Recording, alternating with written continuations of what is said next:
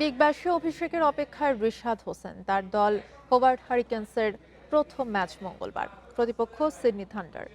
Match শুরু বাংলাদেশ সময় দুপুর 2:15টায়। গতবার ডাক পেলেও বিপিএল এর কারণে যাওয়া হয়নি রিশাদের। এবার বিসিবি থেকে পুরো মৌসুমের ছাড়পত্র নিয়েই অস্ট্রেলিয়া গেছেন।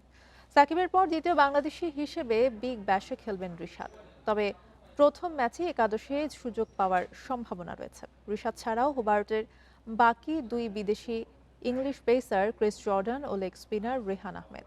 এ দলের হেড অফ স্ট্র্যাটেজি হিসেবে আছেন অজি কিংবদন্তি রিকি পন্টিং।